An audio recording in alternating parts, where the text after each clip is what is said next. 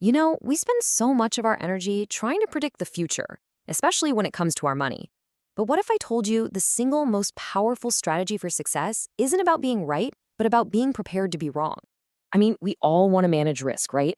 In our investments, our jobs, our lives. We're always looking for that secret playbook to protect ourselves from whatever's around the corner. But the most powerful principle for doing just that, well, it isn't taught on Wall Street. You're not going to find it in some stuffy MBA textbook or on a chaotic trading floor. Nope, it's actually learned in Las Vegas. That's right, the real wisdom comes from a place where uncertainty is just part of the game. Okay, so let's take a little trip to Vegas, metaphorically speaking, of course. We're going to dive into a lesson from the pros about playing the odds, not the certainties. So, how do card counters actually win? It's not like in the movies where they have some psychic ability to know the next card. It's way smarter. They just pay attention. They track the cards that have already been dealt, which lets them calculate the odds of what's left in the deck. And here's the key. When the odds are in their favor, they bet a little more. And when they're not, they pull back and bet less. It's all about probabilities, not a crystal ball.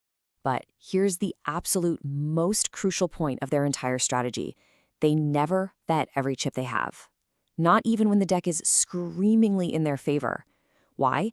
Because they know a streak of bad luck can hit at any time, and it can wipe you out completely. That space they leave themselves, that buffer, that's what we call room for error. It's this cushion that lets them ride out a nasty losing streak, making sure they can stay in the game long enough for their good odds to finally pay off. It's the key to survival. All right, so let's bring this idea back from the casino floor and into the world of finance, because this brilliant concept has a name, and it's one of the most powerful ideas in investing. It's called the margin of safety. The legendary investor Benjamin Graham put it perfectly. He said, the purpose of the margin of safety is to render the forecast unnecessary. I mean, just let that sink in. The goal isn't to get the future right. It's to build a buffer so big that it doesn't even matter if you get it wrong. So let's compare the two ways of thinking. The common approach, what most people do, is they focus all their energy on creating an accurate forecast. Their success literally depends on being right. But the Graham approach, it flips that on its head. It says, hey, focus on creating a buffer so you don't need an accurate forecast. Here, success depends on being resilient, not on being psychic. And this is a bias we're all guilty of, right? Think about a home renovation. You know when you hear about your friends' projects, they always go 25, maybe even 50% over budget. But when it comes to our project, oh no. We tell ourselves ours will be different. It'll be on time, on budget, for sure. We completely fail to give ourselves that margin of safety. But here's the thing. This isn't just about numbers on a spreadsheet. There's a deep emotional side to this. So what does a lack of a margin of safety actually feel like? Well, it's that gap, isn't it? It's the gap between what your spreadsheet says you can endure and that gut-wrenching feeling of tucking your kids into bed, secretly worried that you've just ruined their future. Your spreadsheet can't model that kind of fear. A real margin of safety protects you from that feeling.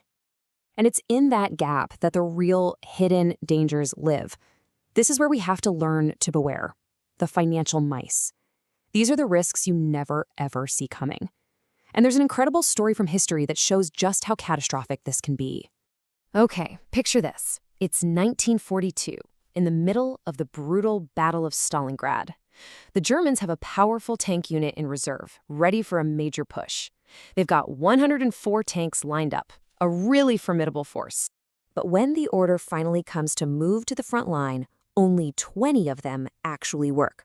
20 out of 104. That's a catastrophic 80% failure rate. What on earth happened? You'd think, okay, it must have been enemy fire, right? Or maybe a major mechanical breakdown? Nope, the cause of the failure was none of those things. It was something nobody could have possibly planned for. It was field mice, seriously. While these advanced, expensive pieces of machinery sat waiting in the cold, tiny field mice got inside to stay warm and chewed right through the insulation on the electrical wiring. A multi-ton war machine taken down by a mouse. And that is what we mean by financial field mice. They're the crazy, the totally unforeseeable, the small risks that cause catastrophic failure in any system that has no room for error. I guarantee you the tank engineers didn't have a chapter on mouse-proofing their designs. So, what's the lesson for us? It's that the single biggest point of failure in our own lives is a sole reliance on a paycheck with absolutely no savings buffer. You don't just save for the things you can predict, like a car repair.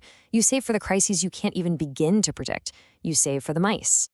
Okay, so this all makes sense, but how do we actually put this into practice? How do we build this buffer? Well, let's look at how the world's best do it.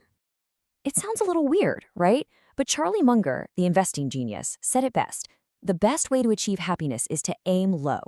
Now, he's not talking about being pessimistic. He's talking about being super conservative in your planning so that you can afford to be incredibly optimistic about your future. So here's your playbook. Here's how you can build your own margin of safety step by step. First, when you're projecting your finances, just assume your future returns will be about a third lower than what history says. It's a simple mental trick that automatically forces you to save more now. Second, you gotta save for reasons you can't predict.